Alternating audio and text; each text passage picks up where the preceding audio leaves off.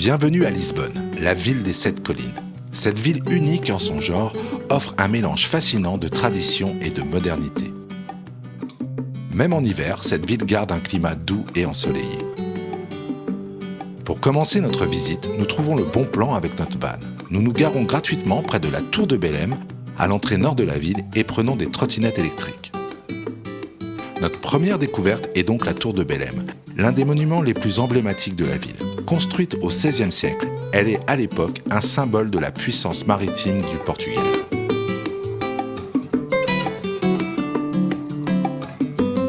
Puis, avec nos trottinettes, nous voilà partis en direction du centre-ville en longeant le Tage. C'est une balade de 10 km qui offre des vues spectaculaires sur les monuments historiques de Lisbonne et les eaux scintillantes du Tage. Après avoir admiré la beauté de la tour de Belém, nous prenons nos trottinettes électriques en direction du monument des découvertes. Un monument en forme de proue de navire qui célèbre les grandes découvertes de l'âge des explorateurs portugais. Ensuite, nous roulons sous le pont du 25 avril, un pont suspendu qui ressemble beaucoup à son homologue américain, le pont du Golden Gate. Ce pont relie les deux rives du Tage. C'est un incontournable pour les amoureux de l'architecture. De là, nous avons également une vue sur le Christ-Roi de Lisbonne. Le Christ-Roi de Lisbonne est l'une des icônes les plus emblématiques de la ville. Nous traversons ensuite les anciens entrepôts de la zone portuaire qui ont été rénovés et convertis en restaurants et bars élégants, conservant le charme industriel de l'ancienne zone portuaire tout en ajoutant une touche moderne et sophistiquée. Enfin, nous arrivons à notre destination finale de ce parcours, la place du commerce. Cette place majestueuse était autrefois le point d'arrivée pour les navires de commerce et elle est aujourd'hui le point de rencontre pour les habitants et les touristes.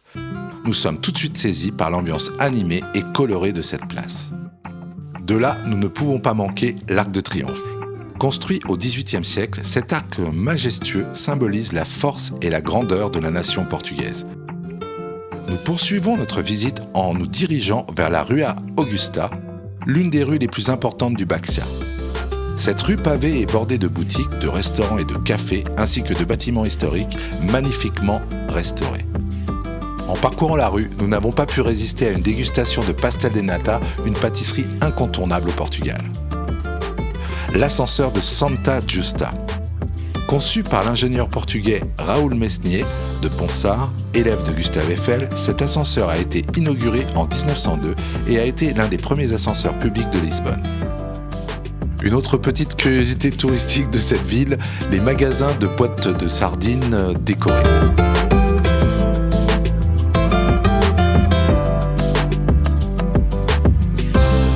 Pour aller au quartier de l'Alfama, rien de tel que de s'y rendre en tramway.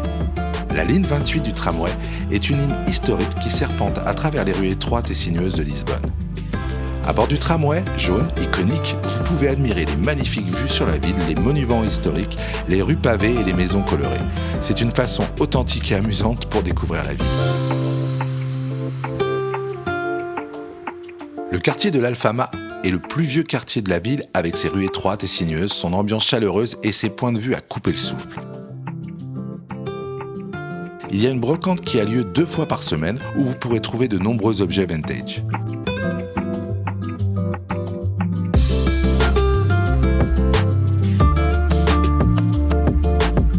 L'architecture de l'Alfama est un mélange de styles avec des influences mauresques, gothiques et baroques. C'est un endroit idéal pour prendre des photos et pour explorer.